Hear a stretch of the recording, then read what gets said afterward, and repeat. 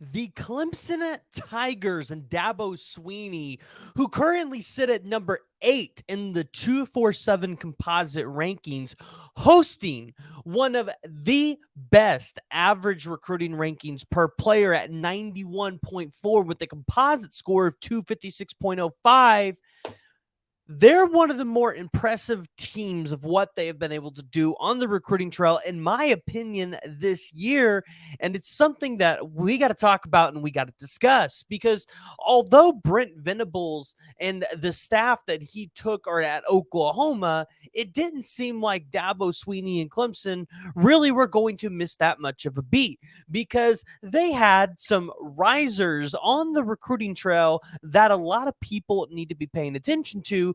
And Dabo Swinney just made some big moves to his recruiting staff during the offseason that 100% put Clemson in a position to be able to go out there and kill it on the recruiting trail once again. But guys, before we dive into it and before we talk about it, because you all know I like to talk about Clemson here every once in a while because I think what they're doing on the recruiting trail is very similar to what Oklahoma is doing, and it's pretty interesting. So before we do that, before we dive into it, guys, go ahead and hit that like, hit the subscribe button, jump down in the comments below, and let me know what y'all's thoughts are around what you guys see Dabo Swinney and Clemson doing in the post Brent Venables era.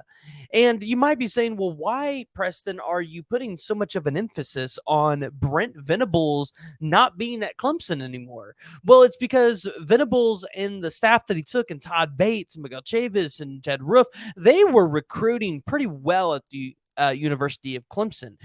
You look at what Todd Bates was doing, putting guys into the league on the defensive line, and he was landing some of the best defensive lines that we've seen. And so I think a lot of us expected to see Clemson potentially take a step down on the recruiting trail, but they've kind of done the exact opposite. Yeah, you heard me say that right, because you go look at what they did in 2023, and they still landed some of the top defensive linemen in the country. Five-star defensive lineman Vic Burley, who was the number 32 overall ranked player in the 247 composite rankings. You had Tamorian Parker, another top-tier defensive lineman, a four-star defensive lineman, and Peter Woods, who you'll hear from all the Alabama folks, they really wanted him. You had Stephylan Green. And so you saw what Nick Eason was able to do on the defensive line, and he was completely able to come in there and kind of get it back together, where a lot of people thought, hey, that might be the area where you see Clemson fall a little bit along with the linebacker position. But in 2024, they come in and pretty much silence the doubters, including myself. Reason being, they go out here and land one of the top prospects in the country in Sammy Brown, a five-star linebacker and the number one player in the state of Georgia. I don't count Dylan Raiola because Dylan Raiola was just added this year and he's not originally from Georgia. So I know technically you should count him, but I don't count him. So Sammy Brown, the number one player in the state of Georgia at 6'2", 230 pounds. This is a guy that a lot of people thought might end up at Oklahoma for a while, but ultimately you saw Wes Goodwin and those guys be able to shut it down and be able to get Sammy Brown to commit to Clemson over the likes of,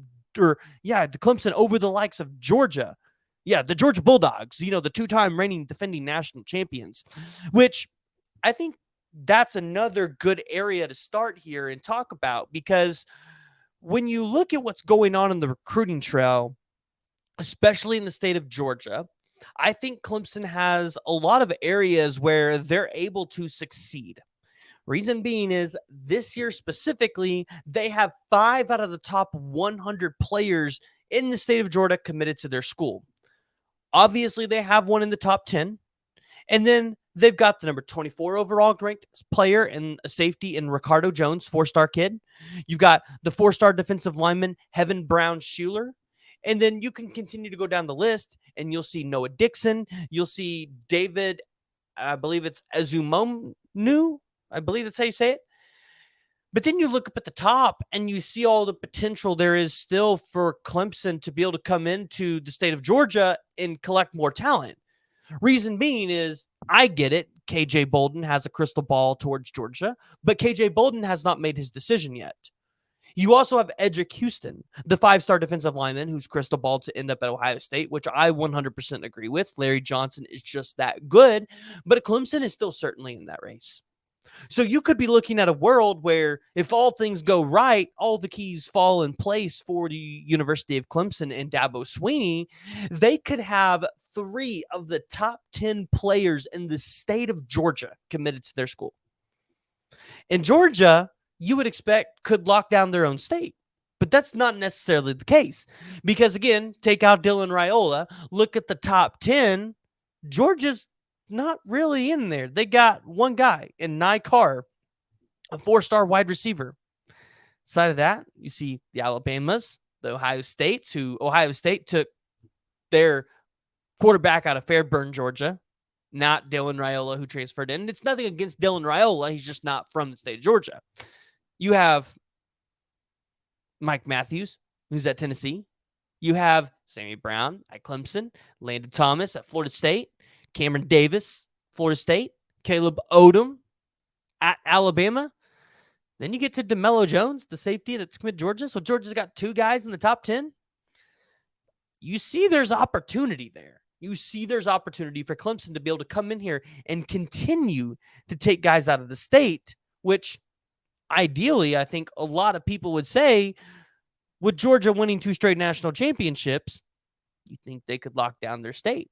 No. Again, talking about last cycle, Clemson came in and stole the number 3 overall prospect in the state of Georgia, Vic Burley, who was a 5-star defensive lineman. You also had Stephylan Green, who is a 4-star defensive lineman, a top 10 player in the country. Now, Georgia did a little bit better in that class. They landed not 1, not 2, but they landed 3 guys in the top 10. But still, you saw Tennessee, LSU, Ohio State, and Alabama twice.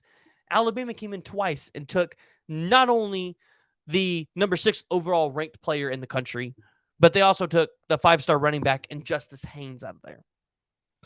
But I look at what Clemson and Dabo Swinney are able to do and what their coordinators are doing on the recruiting trail, and I go, if Clemson wins another national championship or at least gets back into the conversation, could we be talking about a Clemson that doesn't slow down? Could we talk about a Clemson that really is the next dynasty?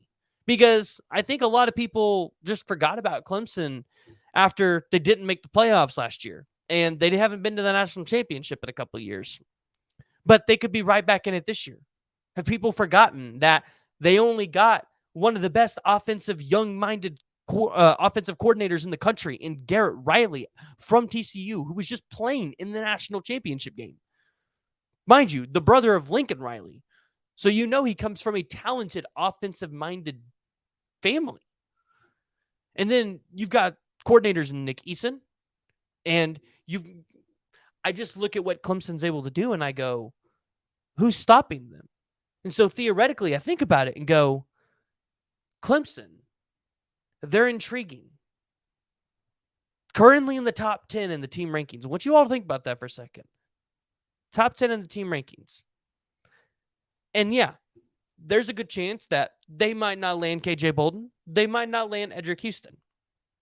But there's still guys on Clemson's board. And as they sit with 17 commits, you could see Clemson end with 20 to 25 commits. And you're going to see them do what, well, Clemson has done best over the past couple of years. They're going to find diamonds in the rough, maybe like a 3-star linebacker, Wyatt Simmons. Or they're going to get guys like a Elijah Thorman, a 3-star offensive lineman. That's what they're going to do. Clemson still impresses me, even after all they've lost, just because of the recruiting battles they're in and the recruiting battles they're winning and in the state they're winning them in. So, guys, I want to hear from you. I want to hear what y'all's thoughts are on the Clemson Tigers and what they have been able to do on the recruiting trail. And if you haven't already, go ahead and hit that like and hit the subscribe button.